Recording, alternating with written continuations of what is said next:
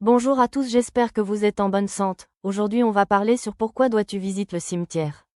Avant de commencer, n'hésitez pas de mettre un pouce bleu et abonne-toi dans ma chaîne. Et c'est parti. Préface. La mort est le grand mystère de l'existence.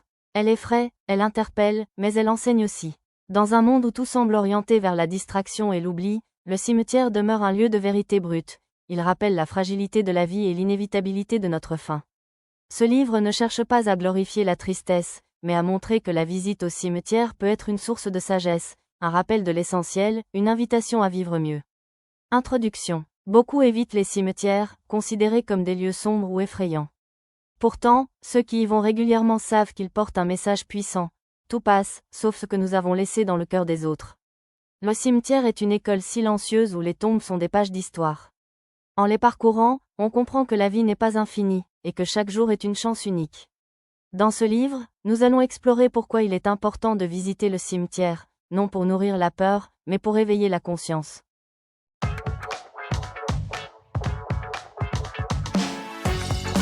Le rappel de la fragilité de la vie. L'évidence que nous fuyons. La mort est l'unique certitude de l'existence humaine. Pourtant, c'est aussi la réalité la plus refoulée. Dans notre société moderne, où tout est conçu pour distraire et occuper l'esprit, le rappel de notre finitude est souvent perçu comme une intrusion désagréable. Mais le cimetière, dans son silence immuable, nous ramène à cette vérité, nous ne sommes pas éternels. Chaque pierre tombale raconte une histoire, celle d'une vie commencée, vécue, puis achevée. Certaines inscriptions révèlent des vies longues et fécondes, d'autres rappellent des existences brèves, parfois interrompues trop tôt. Devant ces témoignages gravés dans la pierre, nous réalisons que la mort ne choisit ni l'âge, ni la richesse, ni la situation sociale. Elle frappe indifféremment, rappelant que nous partageons tous la même destination finale. Le temps comme ressource limitée. Lorsque l'on contemple une tombe, deux dates nous frappent, celle de la naissance et celle de la mort. Entre les deux, un simple trait d'union. Ce petit signe symbolise toute une existence, avec ses joies, ses peines, ses luttes et ses espérances. Le cimetière nous enseigne que la vie est ce trait d'union éphémère. Nous passons souvent nos journées à courir après des objectifs parfois futiles, oubliant que le temps est la seule richesse qui, une fois perdue, ne se regagne jamais. Comme le disait Sénèque dans De la brièveté de la vie, ce n'est pas que nous ayons peu de temps, mais nous en perdons beaucoup. Visiter un cimetière, c'est se réconcilier avec le temps. C'est comprendre qu'il ne faut pas remettre à demain l'amour, le pardon ou la gratitude que nous pourrions exprimer aujourd'hui. La mort comme maîtresse de sagesse. Dans la philosophie stoïcienne, la méditation sur la mort n'était pas morbide mais libératrice. Les stoïciens invitaient à se souvenir chaque jour que la vie pouvait s'arrêter à tout instant. Non pour tomber dans l'angoisse, mais pour vivre avec plus de justesse. Les traditions spirituelles rejoignent cette vision. En islam, le prophète, paix et salut sur lui, disait « Visitez les tombes, car elles vous rappellent l'au-delà ». Dans le christianisme, le memento mori, souviens-toi que tu es mortel, invitait les croyants à se détacher des vanités terrestres. Dans le bouddhisme, méditer sur l'impermanence est une voie vers la libération de l'attachement. Ainsi, le cimetière est une école silencieuse. Il enseigne sans parole, mais avec une puissance incomparable. Témoignage de prise de conscience. De nombreuses personnes racontent que la première fois qu'elles ont visité la tombe d'un proche, leur perception de la vie a changé. Certaines ont décidé de se réconcilier avec leur famille, d'autres de quitter un travail qui ne faisait plus sens, d'autres encore de se consacrer à ce qu'elles aimaient vraiment. Un homme témoignait, « Quand j'ai vu le nom de mon ami gravé sur une pierre, j'ai compris que nous n'avions vraiment qu'une seule vie. Depuis ce jour, je n'ai plus voulu perdre mon temps dans des querelles inutiles. » Le cimetière n'effraie pas seulement, il transforme. Il agit comme un miroir, révélant nos propres choix et nous invitant à les réévaluer. La fragilité comme invitation à aimer. La conscience de la fragilité de la vie n'est pas une condamnation à la tristesse. Au contraire, elle peut devenir une source immense de joie. Car celui qui sait que tout peut s'arrêter demain apprend à savourer chaque instant aujourd'hui. Il dit « Je t'aime » plus souvent. Il pardonne plus vite. Il prend le temps de regarder un coucher de soleil, de rire avec ses enfants, d'appeler un ami. Le cimetière nous rappelle que nous n'avons pas un stock illimité de moments. Mais cette limitation n'est pas une prison, c'est une invitation à vivre pleinement.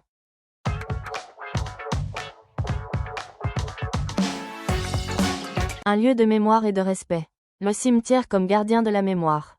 Un cimetière n'est pas seulement un endroit où l'on dépose les morts. C'est un livre de pierre, une bibliothèque silencieuse où chaque tombe est une page. Les noms, les dates, les épitaphes racontent des fragments d'histoires humaines. Certains monuments impressionnent par leur taille et leur beauté, d'autres sont simples, modestes, parfois à peine visibles. Mais chacun est un témoignage d'existence, un rappel que cette personne a respiré, aimé, travaillé, souffert et laissé une trace, aussi infime soit-elle. La mémoire collective s'ancre dans ces lieux. Ils deviennent des repères d'identité. Les cimetières de village rassemblent des générations entières d'habitants. Les grands cimetières urbains abritent des personnalités célèbres qui continuent d'inspirer. Les cimetières militaires rappellent le sacrifice des hommes tombés pour une cause. Ainsi, visiter un cimetière, c'est dialoguer avec la mémoire de l'humanité. Les rituels comme langage universel. Depuis l'Antiquité, les hommes ont ressenti le besoin d'honorer leurs morts par des rituels. Qu'il s'agisse d'offrandes de fleurs, de prières, de bougies ou de chants, ces gestes sont universels. Ils témoignent d'un respect profond pour ceux qui nous ont précédés. Dans la Grèce antique, les familles se rendaient régulièrement sur les tombes pour apporter nourriture et libation. En Égypte ancienne, les tombeaux étaient conçus comme des maisons pour l'éternité, richement décorées. Dans les cultures africaines, la mémoire des ancêtres est célébrée par des cérémonies vivantes qui relient les générations. Dans l'islam, la visite des tombes est un rappel de la mort et une occasion de prier pour les défunts. Ces pratiques, diverses dans leur forme, traduisent toute une même conviction: la mort ne rompt pas totalement le lien. Honorer les morts pour élever les vivants. Quand nous visitons un cimetière, ce n'est pas uniquement pour le défunt, mais aussi pour nous-mêmes. En déposant une fleur, en récitant une prière, nous reconnaissons que la vie a de la valeur. Nous disons à travers nos gestes: tu as compté, tu continues à compter. Ces rituels nourrissent en nous l'humilité. Ils nous rappellent que nous faisons partie d'une chaîne, nous sommes les héritiers de ceux qui nous ont précédés et les ancêtres de ceux qui viendront. Honorer les morts, c'est refuser l'oubli. C'est se souvenir que chaque être humain mérite le respect, même après la disparition physique. Le rôle thérapeutique de la mémoire. Visiter la tombe d'un proche peut être une étape essentielle dans le travail de deuil. Le cimetière devient un espace où la douleur trouve un cadre, où la tristesse peut s'exprimer. Certains y pleurent, d'autres y méditent, d'autres encore parlent à voix basse comme si le défunt pouvait entendre. Des psychologues affirment que ces gestes aident à maintenir un lien symbolique avec l'être disparu. Ce lien, loin d'empêcher la guérison, la facilite. Il permet de transformer la présence physique en présence intérieure.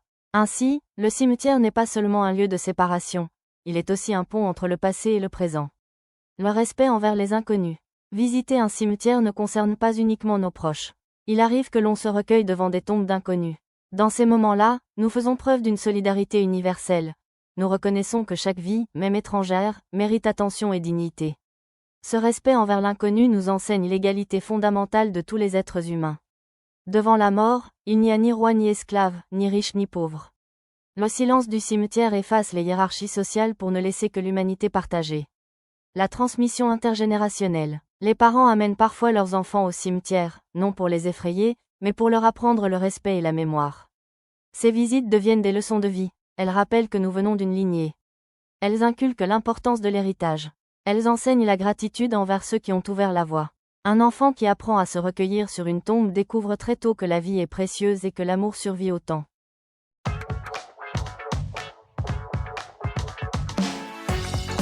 Une école de sagesse spirituelle. La mort, une question universelle. Toutes les civilisations, toutes les religions et toutes les philosophies se sont interrogées sur la mort. Pourquoi ? Parce qu'elle est l'expérience la plus certaine, mais aussi la plus mystérieuse. Le cimetière n'est pas qu'un espace matériel, il est un miroir spirituel. Il force chacun à se poser les grandes questions. D'où venons-nous ? Où allons-nous ? Quel est le sens de notre passage sur Terre ? Ainsi, il devient une véritable école de sagesse, un lieu où les religions et philosophies trouvent une convergence, le rappel de la finitude pour mieux orienter la vie. La vision de l'islam. Dans l'islam, la visite des tombes est une sunna, pratique recommandée. Le prophète a dit: visitez les tombes, car elles vous rappellent l'au-delà. Le musulman est invité à considérer le cimetière comme un memento mori, une leçon silencieuse qui l'éveille à sa destinée. Quelques enseignements essentiels: l'humilité, la tombe efface toutes les distinctions sociales. La prière pour les morts, le croyant invoque la miséricorde divine pour ceux qui l'ont précédé. Le rappel du jour du jugement, chaque tombe est une étape vers la résurrection. Dans la tradition islamique, ce rappel n'est pas source d'angoisse mais de préparation. Celui qui visite les tombes s'éveille à l'urgence de faire le bien, de demander pardon et d'aimer plus sincèrement. La vision du christianisme. Le christianisme place la mort dans la perspective de la résurrection et de l'espérance éternelle. Les cimetières chrétiens, souvent situés à proximité des églises, symbolisent le lien entre les vivants et les morts dans la communion des saints. Le cimetière est un lieu de prière, mais aussi un signe d'espérance. Les croix qui surmontent les tombes rappellent la victoire du Christ sur la mort.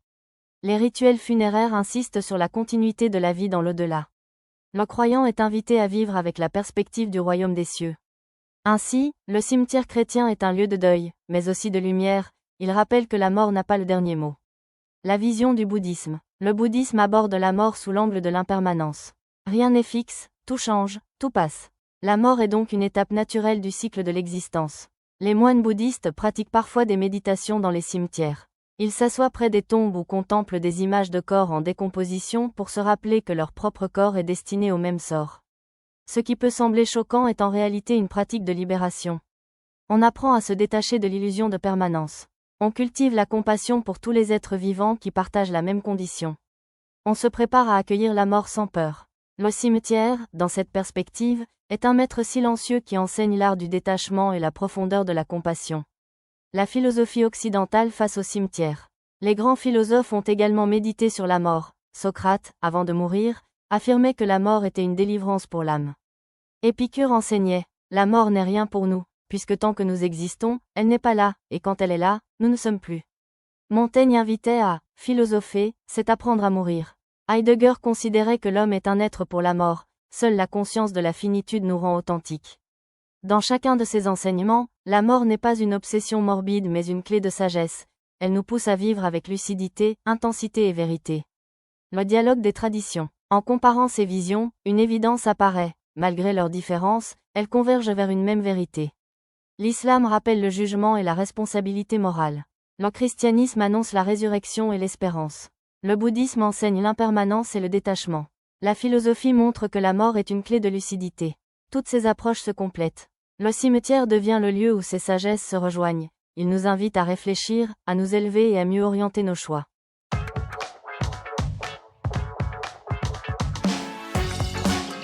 Témoignages et récits autour du cimetière. Le silence qui parle. Beaucoup de personnes disent qu'en entrant dans un cimetière, elles ressentent un silence particulier. Ce n'est pas seulement l'absence de bruit, c'est une atmosphère, une présence invisible. Ce silence semble chargé de mémoire, d'émotions, d'histoire. Un visiteur écrivait dans son journal, en marchant entre les tombes, j'avais l'impression que des milliers de vies me regardaient. Ce silence me parlait plus fort que n'importe quel discours. C'est ce silence qui ouvre en nous une brèche. Il nous pousse à réfléchir, à écouter notre cœur, à revoir nos priorités. Les récits des familles endeuillées. Les familles qui visitent régulièrement un cimetière ne le font pas uniquement pour le défunt, mais aussi pour elles-mêmes. Une mère qui a perdu son fils raconte qu'elle parle encore à sa tombe, comme s'il était là. Elle dit, c'est mon rendez-vous avec lui. Même si je sais qu'il n'entend pas, ça me soulage de lui dire ce que j'ai sur le cœur. Un vieil homme, veuf depuis 15 ans, explique qu'il continue d'apporter des fleurs chaque semaine à sa femme. C'est ma façon de lui dire qu'elle n'est pas oubliée. Tant que je vis, elle vit dans ma mémoire. Ces témoignages montrent que le cimetière est un espace thérapeutique. Il permet d'apprivoiser l'absence, d'apprivoiser la douleur et de transformer la perte en mémoire vivante.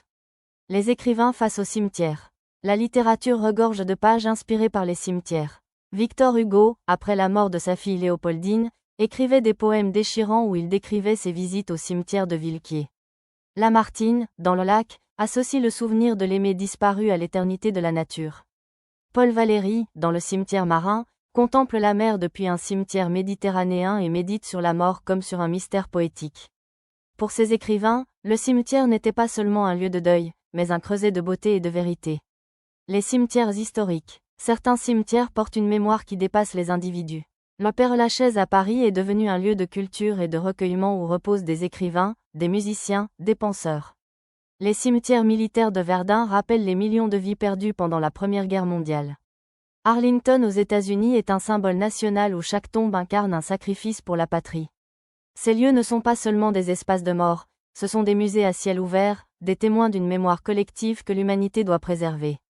Les récits spirituels. De nombreuses traditions religieuses racontent des récits liés au cimetière.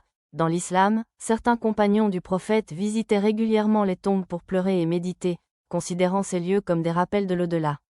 Dans le christianisme, des saints passaient du temps dans les cimetières pour prier et méditer sur la fragilité de la vie terrestre. Dans le soufisme, certains maîtres emmenaient leurs disciples méditer sur des tombes pour leur enseigner l'humilité et l'importance de se détacher du monde. Ces récits montrent que le cimetière n'est pas seulement un espace de tristesse, mais aussi une source de transformation spirituelle. Témoignages modernes. À l'ère des réseaux sociaux, même les cimetières trouvent une nouvelle place. Certains partagent des photos de tombes anciennes avec des messages de réflexion. D'autres racontent leur visite pour sensibiliser aux valeurs de gratitude et de mémoire. Un jeune homme expliquait: « Avant, je voyais le cimetière comme un endroit sinistre. Aujourd'hui, j'y vais pour me rappeler que ma vie a un but. Chaque fois que j'en ressors, je me sens plus motivé à aimer et à agir. » Ces récits modernes rejoignent les plus anciens. Le cimetière reste un maître intemporel. Symbolisme des tombes et monuments. Chaque tombe est un symbole. Une fleur déposée parle d'amour. Une pierre simple témoigne d'humilité. Un mausolée grandiose traduit le désir de durer. Une tombe abandonnée rappelle l'oubli et l'impermanence. Les cimetières sont donc des livres symboliques que chacun peut lire à sa manière.